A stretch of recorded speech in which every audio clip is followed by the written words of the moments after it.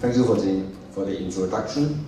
Now, for my part, it is a following of this morning's session, because in the morning we talk about the challenges. We talk about site blocking. Just blocking, is it possible? No. Because site blocking by itself is good, but somehow the online infringers, they can always find redirect site, mirror site, proxy site that can circumvent or bypass the blocking by the ISP. And we talk about the takedown notice. We also mentioned takedown, is it good? Yes, but by itself it is not enough. We need to make sure the unauthorized content are taken down and stay down. Then the third area we share in the morning is about the copyright law. So for the right holders, we always wanted the government to revise the law to increase the civil and also the criminal liability, to protect the right holders' benefit. It's always like this. But we also mentioned today, because when we talk about online piracy, it's always transnational problem. That means if the server is in South Korea, the criminal for certain is not in South Korea, is in other countries, and vice versa. If the operator is in South Korea, for certain the server won't be here. It will be in other, countries. So that means even the government is revising the law, increasing the civil liability or criminal liability of the infringers. Still, nothing happened. Because when you turn out to the law enforcement, they are going to say sorry because it is located overseas. Or if you are going to initiate your civil action, simply you cannot find the operator. Who is the operator? So today this panel is on then how to set a strategy to reduce online piracy. You guys here is to make money. We are here to protect your money. So it's about the strategy. We are not talking about to 100% solve the problem, but we need to know how to reduce and minimize your damage. The first thing is about, before we have the strategy, we need to know the philosophy of the criminal. Now, actually, cyber criminal, online infringers are in no difference to ordinary criminals. Lawmakers are rational. Sorry, I used it to stand up and walk around. So criminals are rational. On one hand, actually, they are on balance of whether if I'm a criminal, when I commit a crime, I'm going to consider whether I will be caught by the police, whether I will be caught by the law enforcement, and about the sentence. For example, if I upload a single movie, I'm going to put into jail a life term for my whole life. I'm not there to upload a single movie. So on one hand, if I'm a criminal, I'm going to balance about whether I will be caught and face the punishment. But on the other hand, I'm going to consider how much I gain. Today, maybe you don't aware, but just a single infringing website, if the traffic is over 2 million per month, their online advertisement is huge. Tens and thousands of US dollars a month just from online advertising income. Content is free now. In the past, if the netizen want to see or download a movie or download a musical album, maybe he or she has to pay $2 US or $1 US. But today, all contents are free. The infringers, they are not aimed for money from the netizen. They are aimed for high traffic so that they can earn more money from online advertisement. So therefore, if we know about this rationalism about criminal, what we are going to do. Of course, if the government is going to increase the law, heavy sentencing, that's good. But think about this. If we can find a way to reduce the income of those online infringers, still, because they are rational people. Criminal, they are rational. If they make no money, they are not going to upload a TV channel every day. They are not going to upload to give you guys, to give the netizen free the latest Hollywood movies. No.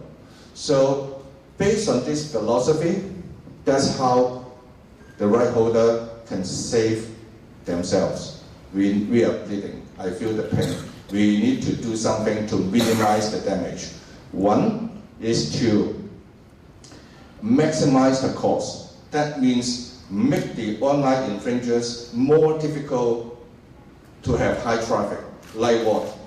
Ask the hosting provider. The server may be hosted in Singapore on an ISP.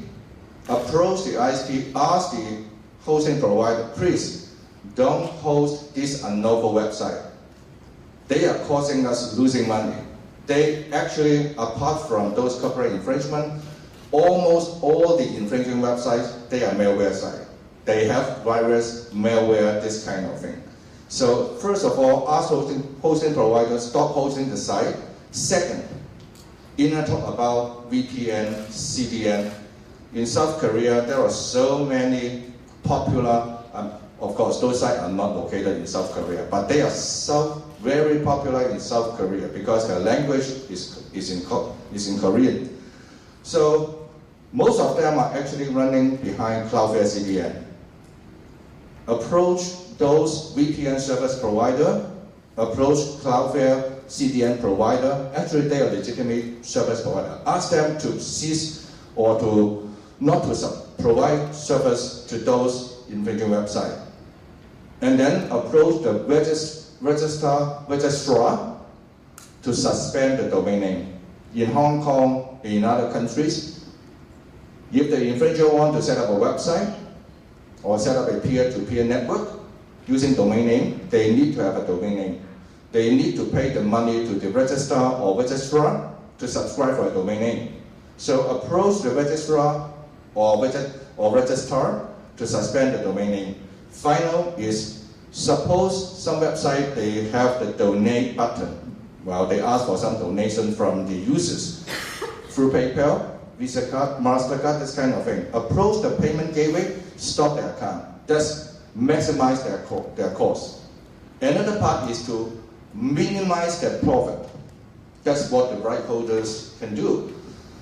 First of all, because the main income for the infringing website are coming from online advertisement, approach the advertising agent, approach the advertising network, and then approach the brand owners. Ask them not to, place the advertisement on those infringing websites. And also, most of the time today, most popular infringing websites, they have a social network account. Facebook, Twitter, in China, WeChat account. So therefore, go to talk to the social network. Ask them to delete or to remove those social network accounts. And then, of course, site blocking. This morning we talked about site blocking, South Korea. In Asia Pacific, we have South Korea, Australia, Singapore, Indonesia, Malaysia, all have site blocking measures. Some are coming from the government, some are coming from a court. The judge passed a court order. So putting it all together, now that's the 1, 2, 3, 4, 5, 6, 7, 8. Actually, for the right holders, we can do 8 measures. That's to maximize their cost or to minimize their income. So one thing that I want to highlight is that, now for example, search engine, what do you mean? That means we go to Google, we go to Baidu search engine, we go to Shougou. Baidu and Shougou is the 2 most popular search engines in mainland China. We talk to the search engine. Demote those infringing websites from your search result. That means if the netizen key in www.theparabay.com, no, he cannot find from Google search engine, he cannot find from Baidu, he cannot find from Shougou. Then registrar, domain name suspension, advertising network, agent, stop to put those advertisements on the platform, pass-through network, CDN, site blocking, PayPal, Visa, MasterCard, social network, hosting provider. All together, even though we are not talking about arrest the criminal or close down the website. Using these methods, no income for the infringing websites. Criminals are rationals. No income, that means there is no incentive for the infringers to update the contents every day, to upload each and every TV channels every day. Now, give you an example. In the past, all these 8 measures, we are doing on an ad hoc basis. That means when we find an infringing website, we are going to identify the network behind, and then we ask the network, advertising network, brand owners, ask them, please don't put your logo, please don't put your customer's logo onto this particular website. Now, from airport to scheme. In Hong Kong, now we have a scheme, it's called the IWL, Infringing Website List. It's just a database. It is created by the right holder. Music industry, movie industry, TV, publication, we join hands together. So we develop this. We set up a criteria. That means if the website matches with this criteria, then it is regarded as a structural infringing website. That means the website is almost 100% infringing contents. I'm not talking about Google or Facebook or YouTube. Those websites are almost 100% completely infringing contents. Then we join hands, we develop a database, we share this database with the advertising agent, advertising network, and also the brand owners, and also the government. Now, in the Asia Pacific, the IWO we have Hong Kong, Malaysia, Indonesia, Vietnam, Taiwan. Actually, all these countries, we are adopting a model. We adopt the model from the UK police. It's called a PICU model. Because initially, it is the UK police, they set up this database, IWL database. And it is led by the police. Now, in Asia Pacific, most countries, actually in South Korea, we also have this kind of IWL, but it is led by the private sector as well as the government. Now, think about this. If we have a central database here, it is on the infringing website. That means not only on the advertising network, we can also use this database to talk to the hosting provider. We can also use this database to talk to the CDN. We can use this database to talk to the payment process. We can use the same database to talk to search engine, because this database is a trustworthy database. It is coming from the right holder, which is all the websites are matched with certain criteria. Now, just to show you, these are all the countries in the UK police, and in Sweden. Sweden is all this IWL is led by a copyright institute, is called the Rights Alliances, also a private sector. Then in Vietnam, Hong Kong, Taiwan, South Korea, and last week 2 more countries have this IWL, Malaysia and Indonesia. So what we are going next? The IWL aims to what? Aims to identify the site, infringing site, which is popular in that countries. So in Hong Kong, we select the most popular infringing website that most Hong Kong netizens like to go. The same in South Korea. The website that the right holder select or identify that they are popular website located overseas, not in Korea, but the language is in Korean. So they identify this website and use this website and ask the right holder, ask the advertising network not to provide advertisement on this website.